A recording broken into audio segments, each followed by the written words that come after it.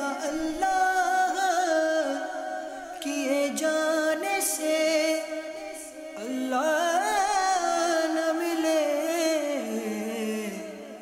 اللہ والے ہیں جو اللہ سے ملا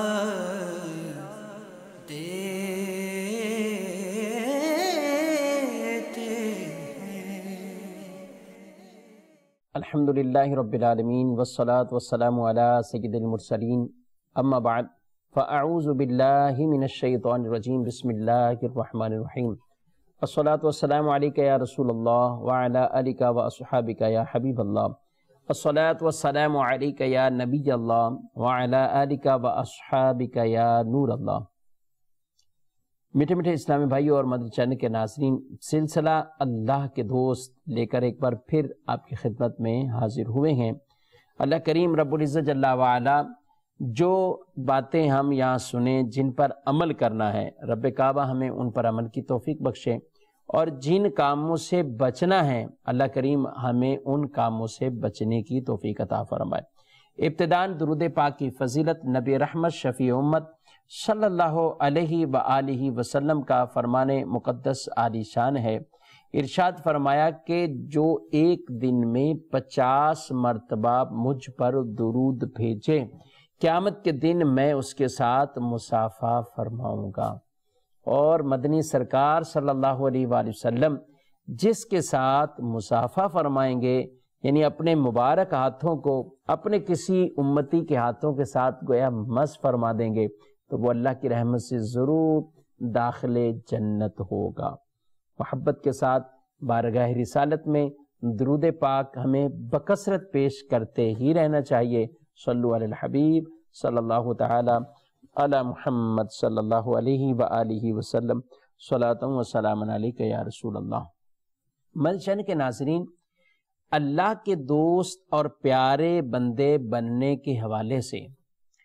بعض کام ایسے ہیں کہ جن پر انسان عمل کرے تو وہ اللہ کا دوست بنتا ہے، یعنی وہ اعمال صالحہ ہوتے ہیں، نیک عمل ہوتے ہیں۔ اور بعض وہ کام ہوتے ہیں کہ جو گناہ کے کام ہیں، لیکن انسان پکے عزم کے ساتھ جب ان کو ترک کر دیتا ہے، ان کو چھوڑ دیتا ہے، اللہ سے ڈرتے ہوئے، رب سے خوف کھاتے ہوئے ان برے کاموں کو جب چھوڑتا ہے، تو اللہ اسے بھی اپنا محبوب بندہ بنا لیتا ہے۔ شرط یہ ہے سچے دل سے، صدق کے دل سے اس کی وہ توبہ کی صداقت ہو، اس کی علامات ہوں، اس کی نشانیاں ہوں، تقاضے شریعت مطہرہ کے پورے ہوں، تو یہ شخص اللہ کی رحمت سے ضرور داخل جنت بھی ہوگا۔ اللہ کریم اسے اپنا محبوب بندہ بھی بنائے گا، اسے اپنا دوست بھی بنائے گا۔ ہم یہاں دیکھیں، اللہ کے پیارے بندوں کا ذکر قرآن میں جن میں ارشاد فرمایا گیا، ان کی صفات کو بیان کیا گیا۔ وہ اللہ کے پیارے رحمان کے ایسے بندے گئے کہ ان کی صفات میں سے ایک صفت یہ بھی ہے کہ اعمال ہونے کے باوجود وہ اللہ سے ڈرتے اور رب سے جہنم کی عذاب کی پناہ مانگتے، اور وہ کلمات کہتے کہ اللہ ہمیں جہنم سے بچا، جہنم سے ہمیں چھٹکارا عطا فرما۔ یعنی یہ بھی ایک عمل ہے کہ جس کے ذریعے انسان اللہ کا پیارا بندہ بن سکتا ہے، اللہ کا محبوب بندہ بن سکتا ہے، کہ وہ اللہ سے اس عذاب کی پناہ مانگے اور چھٹکارے کی دعا مانگتا رہے۔ اپنے اعمال پر وہ تکیہ نہ کر لے، صرف اپنے اعمال پر وہ بھروسہ نہ کر لے، بلکہ عمل کرنے کے باوجود اللہ کے پیارے وہ ہیں جو اعمال صالح کے باوجود پھر رب سے پھر بھی دعا مانگتے ہیں، کیونکہ جنت میں جانا وہ اپنے عملوں سے نہیں، وہ اللہ کے فضل اور رحمت سے اس کو جنت کے اندر جو ہے وہ بھیجا جائے گا۔ اگر رب عدل کریں تو پھر بڑے بڑے ہستیاں بھی وہ کانپ جائیں گی، اور رب کا فضل ہو تو پھر کئی بڑے بڑے گناہگار بھی ہوں گے جو اللہ کی رحمت سے بخشے جائیں گے، اور جن کے نبی پاک صلی اللہ علیہ وسلم کی جنہیں شفاعت نصیب ہو جائیں۔ وہ اس انداز سے شفاعت کی وجہ سے بخشے جائیں۔ لیکن عرض کرنے کا مقصد کہ اس دنیا کے اندر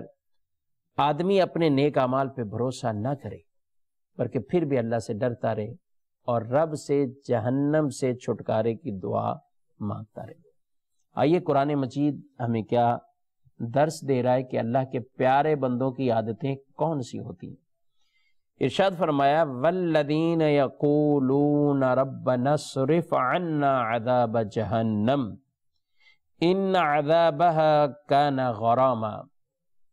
انها ساءت مستقرا ومقاما۔ ارشاد فرمایا اللہ تبارک و تعالی نے، اور وہ جو عرض کرتے ہیں اے ہمارے رب ہم سے جہنم کا عذاب پھیر دے، بے شک اس کا عذاب گلے کا پھندا ہے، بے شک وہ بہت ہی بری ٹھہرنے اور قیام کرنے کی جگہ ہے۔ اس آیت مبارکہ میں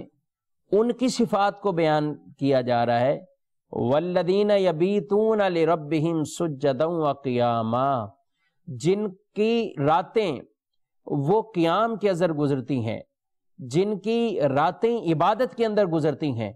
وہ شب و روز عبادات بجا لانے کے بعد بڑے بڑے کام کرنے کے باوجود وہ اللہ سے کیا دعا مانگتے ہیں؟ ربنا اصرف عنا عذاب جہنم۔ اللہ اکبر، اے اللہ ہم سے جہنم کو عذاب کو دور فرما دے۔ یہ ان کی صفات کو بیان کیا جا رہا ہے۔ اپنے ان اعمال پر گویا کہ جو ہے وہ تکیہ یوں نہیں ہے، اعمال پر اس لیے عمل پیرا ہیں کہ وہ اللہ کا اور اس کے رسول کا حکم ہے، لیکن پھر اللہ کے فضل کی بھی دعا مانگی جا رہی، جہنم سے چھٹکارے کی بھی دعا مانگی جا رہی ہے۔ تو وہ دعا کرتے اے اللہ اس سے ہمیں چھٹکارا عطا فرما، یہ بڑی سخت جگہ ہے، یہ بڑی گرفت کی اور پکڑ کی جگہ ہے اور بڑی بری ٹھہرنے کی جگہ ہے۔ اے اللہ ہمیں اس عذاب سے، دردناک عذاب سے ہمیں بچا۔ ان آیات مبارکہ میں، اس درس میں، اس آیت کے اندر ہمیں دو باتیں پتہ چلی کہ عبادت اور ریاضت پر بھروسہ کرنے کی بجائے اللہ کی رحمت اور اس کے کرم پر انسان بھروسہ کرے اور اس کی خفیہ تدبیر سے خوف زدہ رہے کہ کتنے ایسے بھی عبادت گزار گزریں کہ جو کسی نہ کسی طرح شیطانی خیالات کے اندر ایسے پڑ گئے یا شیطانی کاموں کے اندر پڑ گئے اور وہ پھر اس راہ راست سے محروم ہو گئے، ہٹ گئے اس راہ راست سے۔ لیکن کامل مومن اللہ کے پیارے اور دوستوں کی نشانی یہ گئے کہ عمل اپنی جگہ، لیکن رب سے فضل، رب سے اس کی رحمت کا سوال کرتے رہتے ہیں اور پھر وہ گریہ زاری اور انکساری کے ساتھ رب سے جہنم کی پناہ کی دعا بھی مانگتے ہیں۔ علامہ اسماعیل حقی رحمۃ اللہ تعالی علیہ نے فرماتے ہیں اس آیت مبارکہ کے اندر بتایا گیا ہے کہ کامل ایمان والے مخلوق کے ساتھ اچھا معاملہ کرنے، اللہ کی عبادتیں خوبصورت انداز میں ادا کرنے کے باوجود اللہ کے عذاب سے ڈرتے ہیں اور اپنے آپ سے اس عذاب الہیہ کو دور کرنے کی وہ رب کے آگے دعائیں کرتے ہیں اور اسی پر وہ گڑ گڑاتے ہیں۔ یہ اچھے اور ستھرے لوگوں کی صفت کو قرآن نے بیان فرمایا۔ یہ بھی پتہ چلا کہ بطور خاص نماز کے بعد دعا کرنی چاہیے۔ نماز پڑھنے والا تنہا نماز پڑھے یا جماعت کے ساتھ نماز پڑھے، انسان اللہ سے مانگتا رہے، دعا کرتا رہے۔ جب ہم دعا کریں گے تو انشاءاللہ وہ دعائیں ضرور اللہ کے حضور قابل قبول ہوں گی۔ اگلی صفت کو بیان فرمایا والذین اذا انفقوا لم یسرفوا ولم یقتروا وکان بین ذلک قواما، اور وہ لوگ جب خرچ کرتے ہیں تو نہ حد سے بڑھتے ہیں اور نہ تنگی کرتے ہیں اور ان دونوں کے درمیان اعتدال کے ساتھ رہتے ہیں۔ یعنی جب خرچ کرنے کا، انفاق خرچ کرنا اللہ کی راہ میں، اس میں بھی اعتدال بیان کیا گیا ہے۔ مدنی چینل کے ناظرین، یہاں ذرا اس بات کو میں اور آپ سب سمجھنے کی کوشش کریں کہ نیک عمل میں بھی اعتدال کے ساتھ ہمیں کہا گیا ہے، نہ ایسا ہو کہ انسان کبھی اتنا اس کے اندر پڑ جائے اور اس چیز کو بجا لائے اور کبھی بالکل سست اور کاہل ہو کر، کبھی موج میں آئے تو پوری پوری رات پڑھ رہے ہیں نمازیں، اور اگر سستی کی طرف آئے تو فجر بھی اس کی چلی جاتی ہے، وہ فرض نمازیں بھی اپنی ترک کر دیتا ہے۔ نہیں، اعتدال، میانہ روی، یہ ہمارے دین نے ہمیں درس دیا ہے۔ تو جب عبادت میں اعتدال کا ہمیں درس دیا گیا ہے تو پھر دنیاوی کاموں میں بدرجہ اولا ہمیں اعتدال اختیار کرنا چاہیے، نہ اس مال و متاع کے اندر اس قدر غلو کریں کہ انسان نہ اپنے بچوں کو ٹائم دے، نہ اپنے گھر والوں کو ٹائم دے، نہ اپنی عبادات کو بجا لا سکے، اتنا عبادت میں پڑا ہوا ہے۔ ایسا انسان اللہ کی رحمت سے بھی دور اور محروم ہو جاتا ہے، کیونکہ اس نے نہ فرائض پر عمل کر رہا ہے، نہ ایسے اعمال کو بجا لا رہا ہے، اور ایسا انسان لوگوں کی نظروں سے بھی دور ہو جاتا ہے۔ ایسا انسان گھر کے اندر اپنی ویلیو کم بھی کر دیتا ہے اور ان کی محبتوں کو بھی حاصل نہیں کر پاتا۔ جب بچے بڑے ہو جائیں تو پھر اب آدمی بوڑھا ہو جائے اور پھر اپنے بچوں کے پاس آئے، ساری زندگی جن کے لیے کمایا تھا، اب بچوں کو چونکہ محبت والا وہ عنصر ہی نہیں دیا، بچے اپنے والد کے ساتھ ایسے اٹیچ ہی نہیں ہوئے، تو پھر ان کا دل بھی اس طرف میلان نہیں ہوتا۔ تو اس لیے یہ ضروری ہے کہ دنیاوی کام اپنی جگہ، لیکن ساتھ ساتھ یہ تقاضے بھی ہمیں پورے کیے جائیں۔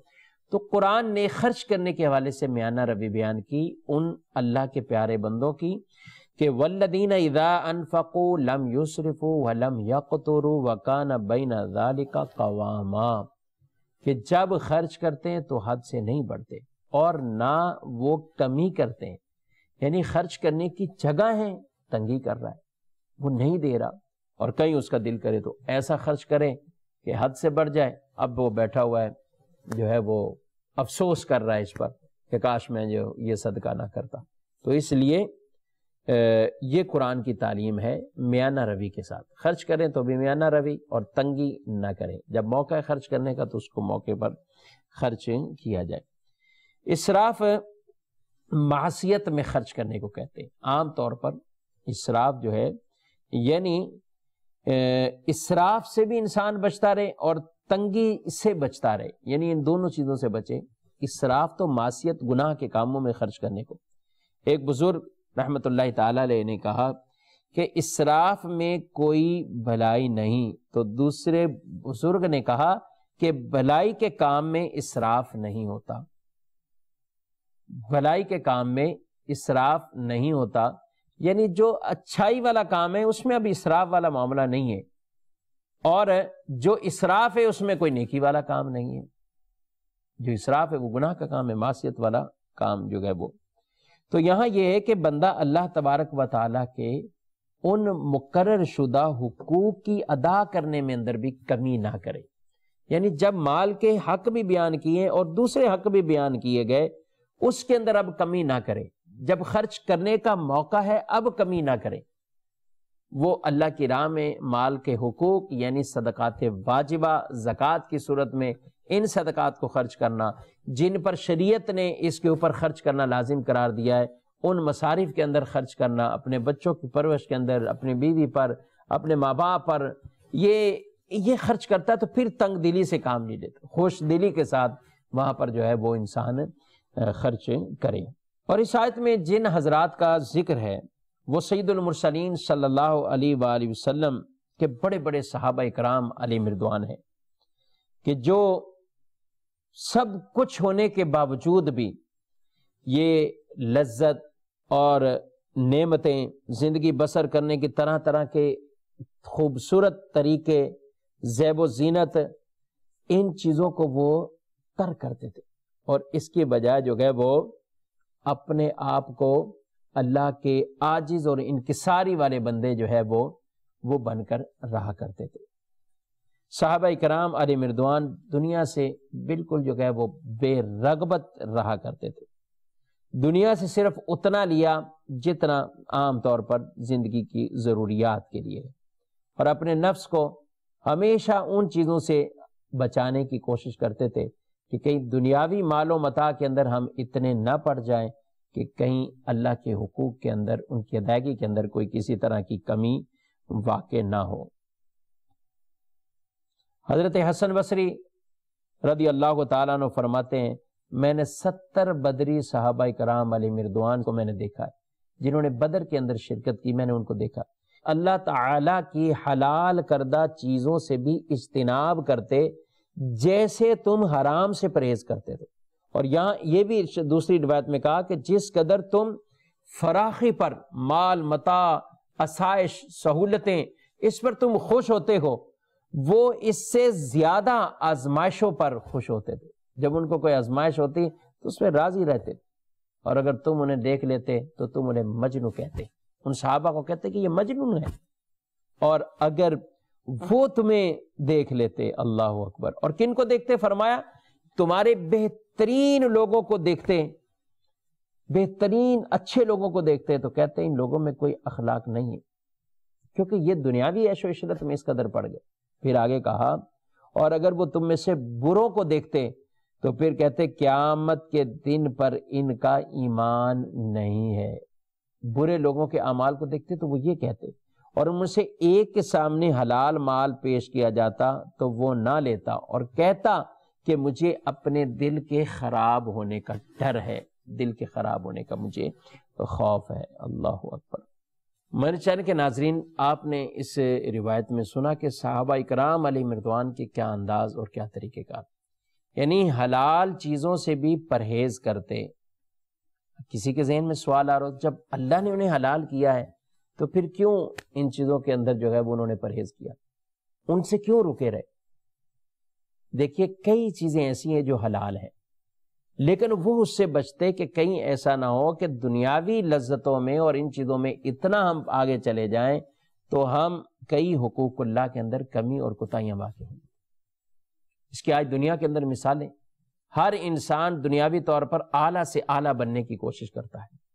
جبکہ حدیث رسول صلی اللہ علیہ وسلم ہمیں دنیا کے معاملات کے اندر اپنے سے نیچے والے کو دیکھنے کا حکم دیتی ہے، اور آخرت کے معاملات کے اندر اپنے سے اوپر والے کو۔ آج کوئی 1-2 نمازیں پڑھتا ہے تو وہ اس شخص کو نہیں دیکھتا کہ جو آدمی 5 وقت کی پابندی سے نمازیں پڑھتا ہے، 5 وقت کی پابندی سے نماز پڑھنے والا اس شخص کو نہیں دیکھتا کہ جو نمازوں کے ساتھ ساتھ نوافل عبادات بھی بجا لاتا ہے، تہجد بھی پڑھتا ہے، اشراق و چاش بھی پڑھتا ہے، اوابین بھی پڑھتا ہے، دیگر نوافل بھی پڑھتا ہے، وہ ان کو نہیں دیکھتا۔ حالانکہ ان اچھوں کو دیکھ کر آگے سے آگے رغبت کرنی چاہیے۔ اور دنیا کے اندر ہمیں کہا کہ ہم دنیاوی معاملات میں اپنے سے نچلے کو دیکھیں۔ آج ہمیں کمی پہنچی، کسی کے پاس گاڑی نہیں ہے، کسی کے پاس بائک نہیں، کسی کے پاس گھر نہیں ہے، تو وہ ایسے لوگوں کو دیکھے کہ جو اور زیادہ پستی کے اندر ہیں، کسی کا ہاتھ نہیں ہے، کسی کا پاؤں نہیں ہے۔ میرے پاس اگر گاڑی نہیں ہے تو ہاتھ تو اللہ نے سلامت دیے، پاؤں تو اللہ نے سلامت دیے، کئی چیزیں اللہ نے مجھے صحیح سلامت دی، تو میں دنیاوی معاملات کے اندر ان کو دیکھوں جو مجھ سے بھی زیادہ کمزور ہے۔ تو یہ ہمیں دین نے ترغیب دی ہے، لیکن ہم نے بالکل اس کو الٹ کر دیا۔ اگر کوئی نماز پڑھنے والا 5 نمازیں پڑھتا ہے تو اس کی نظر شیطان اس کی طرف کرا دیتا ہے جو 1-2 نمازیں پڑھتا ہے، 1-2 نمازیں پڑھنے والے کی اس طرف نظر کرتا ہے جو پڑھتا ہی نہیں ہے، تو وہ یہ سمجھتا ہے کہ میں اس سے اعلیٰ ہو گیا ہوں، حالانکہ اس کو اپنے سے اعلیٰ کو دیکھنا چاہیے تھا، اور یہ اس طرف ترقی کا یہ سفر جاری رکھتا، مگر وہ اس کو نہیں دیکھتا۔ اور دنیاوی کے معاملات کے اندر نیچے والے کو دیکھنے کے بجائے ہم نے اوپر والے کو دیکھنا شروع کر دیا۔ تو جب اوپر والے کی دوڑ ہوئی تو یہ دوڑ تو یاد رکھے مدنی کے ناظرین کبھی ختم نہیں ہونے والی۔ رسول اللہ صلی اللہ علیہ وسلم کی حدیث ہے، اگر انسان کے پاس 2 وادیاں بڑی بڑی، اللہ پہاڑوں جتنا بھی مال یعنی گویا کہ اس کے پاس آ جائے، تو وہ یہ طلب کرے گا کہ تیسری وادی بھی آ جائے، ایک اور مال کا پہاڑ جو ہے وہ میرے پاس آ جائے۔ اور یہی ہے کہ یہ مال کی پیاس کبھی ختم نہیں ہوتی، لیکن اللہ کے اچھے دوست اور پیارے بندوں کی نشانی یہ ہے کہ وہ اس کے اندر پھر اس قدر غلوب نہیں کرتے، اس میں پڑ نہیں جاتے، بلکہ ضروریات زندگی کی چیزوں کا حصول کرتے اور اسی پر اپنا گزر بسر کرتے۔ صحابہ کرام کے بارے میں آپ نے سنا کہ حلال چیزوں کو بھی ترک کرتے۔ آج ہم بھی کچھ ترک کرتے ہیں، جی ہاں، حلال چیزیں ہم بھی ترک کرتے ہیں۔ اگر کسی کو ڈاکٹر کہہ دے کہ آپ کو شوگر ہے، آپ چینی چھوڑ دیں، تو چینی تو حلال ہی ہے، تو ہم اس کو چھوڑ دیتے ہیں۔ کسی کو ڈاکٹر کہہ رہے آپ کے بلڈ پریشر کا معاملہ ہے، آپ کو فلاں مرض ہے، آپ کو فلاں مرض ہے، کسی کو کہتا ہے کہ آپ فلاں سبزیاں نہ کھائیں، کسی کو کہتے ہیں آپ بڑا گوشت نہ کھائیں، کسی کو کہتے ہیں چھوٹا گوشت نہ کھائیں، کسی کو کہا جاتا ہے نمک نہ کھائیں، کسی کو فلاں، یہ ساری چیزیں حلال تو ہیں، یہ حلال ہم بھی چھوڑتے ہیں، لیکن کب؟ جب ہمیں ڈاکٹر منع کر دے۔ ہم ڈاکٹر کے منع کرنے پر حلال چیز کی طرف ہاتھ نہیں بڑھاتے، وہ حلال چیز، ہماری پیاری اور محبوب چیز بھی ہم چھوڑ دیتے ہیں۔ کس کے کہنے پر؟ ڈاکٹر کے کہنے پر۔ افسوس سے کہہ رہا ہوں کہ حلال چیزیں ڈاکٹر کے کہنے پر ہم نے چھوڑ دیں، لیکن حرام چیزیں اپنے رب کے کہنے پر نہیں چھوڑی۔ جھوٹ رب نے منع کیا، نہیں مسلمانوں نے چھوڑا۔ ابتلاء عام ہے اس کے اندر، سود سے ممانعت کی، اس کے اندر پڑے ہوئے ہیں، غیبتوں سے، تہمتوں سے، الزام تراشی سے، حسد سے، بغض سے، کینے سے، نفرتوں سے، دشمنی سے، قتل سے، ہمیں شریعت نے منع کیا ان چیزوں سے، لیکن کوئی یہ نہیں سوچتا کہ یہ اللہ کے حرام کردہ چیزیں ہیں جن کی طرف ہم بڑھ رہے ہیں۔ چین کے ناظرین، یہ ضرور یہ لمحہ فکریہ ہے، انسان کو ضرور اس پر جو ہے وہ سوچنا چاہیے۔ تو حلال چیزوں کو بھی اس لیے ترک کرنا کہ اس کی کثرت کے اندر پڑھ کر آگے حرام کی طرف نہ جائیں، تو یہ بھی ایک اچھا عمل اور اللہ کے ولیوں اور پیاروں کا یہ طریقہ رہا ہے کہ وہ ان چیزوں سے اجتناب کرتے۔ آپ نے قبلہ شیخ کامل امیر اہل سنت کو بارہا سنا ہوگا، فرماتے اپنی نگاہیں نیچی رکھو، ارد گرد دیکھو بھی مت۔ حالانکہ عام نظر اٹھانا یہ کوئی شریعت میں منع نہیں ہے، لیکن وہ منع کرتے، کیوں کرتے؟ فرماتے ہیں کہ یہ جو ارد گرد دیکھنا ہے، ادھر ادھر دیکھنا ہے، فضول دیکھنا ہے، اگرچہ گناہ کا کام نہیں ہے، لیکن اس دیکھنے سے یہ عادت بن جائے گی اور انسان پھر وہ بھی دیکھے گا جو نہیں دیکھنا، کبھی اس کی نظر اس پر بھی پڑے گی جس کو اس کو نہیں دیکھنا چاہیے تھا۔ تو اس لیے عام دیکھنے سے ہی بچے، اور اس وقت سے پہلے بچے کہ کہیں یہ حرام کے اندر نہ پڑ جائے، اس برائی والے کام کے اندر یہ نہ پڑ جائے۔ تو اس لیے ان چیزوں کو ہمیں سمجھنا چاہیے۔ آگے اللہ کے پیاروں کی جو صفات کو بیان کیا کہ وہ کوئی بڑے بڑے گناہوں سے وہ بچنے والے ہیں۔ کیسے؟ وَالَّذِينَ لَا يَدْعُونَ مَعَ اللَّهِ إِلَٰهًا آخَرَ وَلَا يَقْتُلُونَ النَّفْسَ الَّتِي حَرَّمَ اللَّهُ إِلَّا بِالْحَقِّ وَلَا يَزْنُونَ وَمَنْ يَفْعَلْ ذَلِكَ يَلْقَ أَثَامًا۔ ارشاد فرمایا، اور وہ جو اللہ کے ساتھ کسی دوسرے معبود کی عبادت نہیں کرتے، اور اس جان کو ناحق قتل نہیں کرتے جسے اللہ نے حرام فرمایا ہے، اور بدکاری نہیں کرتے، اور یہ کام جو کرے گا وہ سزا پائے گا۔ کتنے اعمال بیان کیے؟ غیر خدا کی عبادت کرنا، اللہ کے سوا کسی اور کو معبود جاننا، شرک شرک شرک، اور یاد رکھیں شرک بہت بڑا گناہ ہے، شرک بہت بڑا گناہ ہے۔ ان اللہ لا یغفر ان یشرک بہ ویغفر ما دون ذلک لمن یشاء۔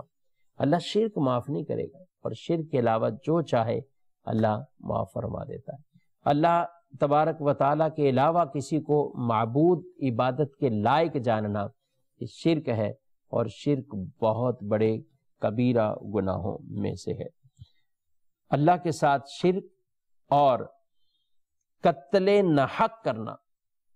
آج کل قتل کی اس برائی کو گویا کہ برائی نہیں سمجھا جاتا، لیکن اللہ کے جو پیارے بندوں کی نشانیاں ہیں وہ ان بڑے بڑے گناہوں سے اپنے آپ کو بچا کر رکھتے ہیں۔ حضرت عبداللہ بن مسعود رضی اللہ تعالیٰ عنہ فرماتے، میں نے رسول اللہ صلی اللہ علیہ وسلم سے سوال کیا کون سا گناہ سب سے بڑا ہے؟ تو آپ نے ارشاد فرمایا کہ تو اللہ کے ساتھ کسی کو شریک کرے حالانکہ تجھے اللہ نے پیدا کیا۔ میں نے عرض کی اس کے بعد کون سا بڑا ہے؟ تو کہا تو اپنی اولاد کو قتل کر ڈالے اس خوف سے کہ وہ تیرے ساتھ کھائے گی، کھانے کے خوف سے تو اس کو قتل کر ڈالے۔ میں نے عرض کی اس کے بعد؟ کہا یہ تو اپنی پڑوسی کی عورت سے بدکاری کرے۔ تو کہا اللہ تعالیٰ نے اپنے حبیب صلی اللہ علیہ وسلم کی تصدیق میں یہ آیتیں نازل فرمائیں، وَالَّذِينَ لَا يَدْعُونَ مَعَ اللَّهِ إِلَٰهًا آخَرَ وَلَا يَقْتُلُونَ النَّفْسَ الَّتِي حَرَّمَ اللَّهُ إِلَّا بِالْحَقِّ وَلَا يَزْنُونَ وَمَن يَفْعَلْ ذَلِكَ يَلْقَ أَثَامًا، کہ جن میں ان تینوں چیزوں کی ممانعت کی گئی کہ اللہ کے سوا کسی کو معبود نہ جانو، کسی کی عبادت نہ کرو اور کسی کا قتل ناحق نہ کرو۔ آج بھی مسلمان کہلانے والے اس سوچ میں اور اس نظریے کی طرف جا رہے ہیں جو نظریہ ایمان والوں کا نہیں ہے، وہ کہ اولاد پیدا ہوگی تو اس کے ساتھ وہ کھائے گی کہاں سے، وہ گزر بسر کیسے ہوگا، کھانے پینے اور رزق میں ہماری تنگی ہوگی، ہمارے اسباب اور ذرائع ایسے نہیں ہیں، اس کی وجہ سے ہمارے اندر تنگی پیدا ہوگی، وہ اس سوچ کی طرف جا رہے ہیں۔ حالانکہ جو پیدا ہونے والا ہے اس کا رزق اللہ کے ذمہ کرم پر ہے۔ وَمَا مِن دَابَّةٍ فِي الْأَرْضِ إِلَّا عَلَى اللَّهِ رِزْقُهَا، کوئی بھی چھپایا زمین پر چلنے والا نہیں، انسان تو انسان، اللہ سب کو رزق دیتا ہے، ان جانوروں اور چوپایوں کو رزق مل رہا ہے۔ کروڑوں پرندے ہیں جو رات کو گویا کہ کہیں نہ کہیں چھپ جاتے ہیں، سو جاتے ہیں، صبح چہچاتے ہوئے وہ نکلتے ہیں اور یہ پرندے رات کو اپنا پیٹ بھر کر ہی آرام لیتے ہیں، ان کو بھی رزق مل جاتا ہے۔ تو انسان کس طرح کے اللہ تبارک و تعالیٰ کی ذات کے بارے میں ایک طرح کا عدم توکل اختیار کیا ہوا ہے، اور وہ اللہ کی ذات پر ایسا بھروسہ نہیں کرتا کہ رب تعالیٰ اس کے لیے کون سے اسباب ایسے کھول دے۔ چاہنے کے ناظرین، یہ سوچ بری سوچ ہے۔ اس سوچ کی وجہ سے قتل کرنا یہ مشرکوں اور کافروں کا طریقہ تھا۔ اس سوچ کی وجہ سے اپنی اولادوں کو معاذ اللہ قتل کر دینا۔ آج بھی معاشرے میں ایسی کئی چیزیں نظر آتی ہیں کہ جس کی وجہ سے انسان پیدا ہونے کے بعد بھی اولادوں کے قتل کر دیتے ہیں، اولادوں کے قتل کر دیتے ہیں۔ تو اس لیے ہماری شریعت مطہرہ ان چیزوں کی ہرگز اجازت نہیں دیتی۔ یہ قتل ناحق کرنا یہ بہت بڑا عظیم گناہ ہے، بہت بڑا عظیم گناہ ہے۔ کسی جان کا قتل ناحق کر دینا، آج لوگ سمجھتے ہیں شاید میری سیف سائیڈ ہے، میرے تعلقات والے آگے پیچھے بہت ہیں، مجھے کوئی کچھ نہیں کہہ سکتا، میری فائل مضبوط ہے، اس فائل کو کوئی روک نہیں سکتا، میں بالکل آرام سے اگر کہیں جانا بھی ہے عدالتی نظام سے بھی گزر جاؤں گا، میں جیل نہیں جاؤں گا، مجھے سزا نہیں ہوگی۔ یاد رکھیں دنیا میں تو ہم دھوکہ دے سکتے ہیں، دنیا میں رشوت بھی دی جا سکتی ہے، دنیا میں کوئی اپنا عہدہ استعمال کرتے ہوئے کوئی جھوٹی سفارشیں لیتا ہوا اس دنیا کے سزا سے تو بچ سکتا ہے، لیکن آخرت کی سزا سے اسے کوئی نہیں بچا سکے گا، اور اس کو وہ سزا مل کر رہے گی کہ جو آدمی اس طرح کے برے کام حقوق العباد کے حوالے سے جو سب سے بڑا گناہ ہے، جس کا قیامت کے دن سب سے پہلے سوال ہوگا، وہ قتل ہے، وہ قتل ناحق ہے۔ اس لیے انسان اپنے آپ کو ان کاموں سے ضرور بچائے۔ حضور اقدس صلی اللہ علیہ وسلم جب کبھی لوگوں کی بیعت لیتے تو آپ ان تین باتوں پر بطور خاص بیعت لیا کرتے تھے کہ ان میں کوئی آدمی اللہ کے سوا کسی کو شریک نہ ٹھہرائے، اللہ کے علاوہ کسی کو معبود نہ جانے، نہ اس کی عبادت کرے، اور اس کے بعد پھر آپ اس پر بیعت لیتے کہ وہ بدکاری نہ کرے، قتل ناحق نہ کرے۔ اس پر آپ بکثرت آپ صلی اللہ علیہ وآلہ وسلم اصحاب سے جو ہے وہ بیعت لیا کرتے تھے۔ فرمایا تم میں سے جس شخص نے اس عہد کو پورا کیا، یعنی یہ بیعت لینے کے بعد کہتے جس عہد کو پورا کیا تو اس کا اجر اللہ کے ذمہ کرم پر ہے، اور جس نے ان حرام کردہ چیزوں میں سے کسی کا ارتکاب کیا تو دنیاوی طور پر اسے سزا دی جائے گی، اور جس نے ان میں سے کسی حرام افعال کو کیا اور اللہ نے اس کا پردہ رکھا تو آخرت میں اس کا معاملہ بھی اللہ پر ہے، اگر وہ چاہے تو اسے معاف کرے، چاہے تو اسے عذاب دے۔ لیکن یہ معاملہ گناہوں سے متعلق ہے، شرک کا معاملہ وہ اللہ معاف نہیں فرمائے گا، اس کا اللہ کا وعدہ قرآن میں یہی آیا ہے کہ ان اللہ لا یغفر ان یشرک بہ وَيَغْفِرُ مَا دُونَ ذَلِكَ لِمَن يَشَاءُ، اللہ جس کے لیے چاہے شرک کے علاوہ گناہ معاف کر دے گا، لیکن شرک کی مغفرت نہیں کرے گا۔ پھر آگے ارشاد فرمایا یضاعف لہ العذاب یوم القیامہ ویخلد فیہ مہانا،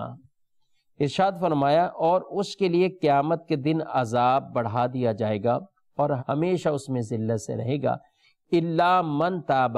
وآمن وعمل عملا صالحا فأولئک یبدل اللہ سیئاتہم حسنات وکان اللہ غفورا رحیما، اور مگر جو توبہ کرے اور ایمان لائے اور اچھا کام کرے تو ایسوں کی برائیوں کو اللہ نیکیوں میں تبدیل فرما دے گا، نیکیوں سے بدل دے گا، اور اللہ تعالی بخشنے والا مہربان ہے۔ یہاں پر جو ارشاد فرمایا گیا یضاعف لہ العذاب یوم القیامہ،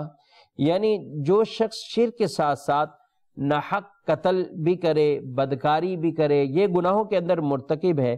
تو وہ قیامت کے دن شرک کے عذاب میں تو گرفتار ہوگا، لیکن دیگر گناہوں میں عذاب کے اندر بھی گرفتار ہوگا، اور یوں اس کا عذاب دگنا ہو جائے گا، یوں اس کا عذاب بڑھتا جائے گا، اور وہ اس ذلت کی جگہ پر ٹھہرا رہے گا۔ لیکن آگے ایک شرط بیان کی الا من تابا، مگر جس نے توبہ کر لی۔ یاد رکھیں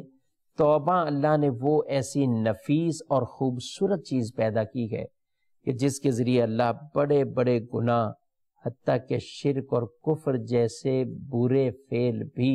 اللہ معاف فرما دیتا ہے۔ شرط یہ ہے کہ دل کا آدمی سچا ہو، ستھرا ہو۔ لیکن یہاں کتنی خوبصورت بشارت بھی اسے دی ہے، الا من تاب وآمن وعمل عملا صالحا، توبہ کی، ایمان لے آیا اور عمل صالح کو بچا لائے، نیک عمل کیے، فَأُولَئِكَ يُبَدِّلُ اللَّهُ سَيِّئَاتِهِمْ حَسَنَاتٍ، تو اللہ اس کے گناہوں کو بھی نیکیوں میں تبدیل فرما دے گا، اس کو یہ اللہ اجر و ثواب عطا فرمائے گا۔ مراد یہ ہے کہ اللہ اسے نیکیوں کی توفیق عطا فرما دے گا،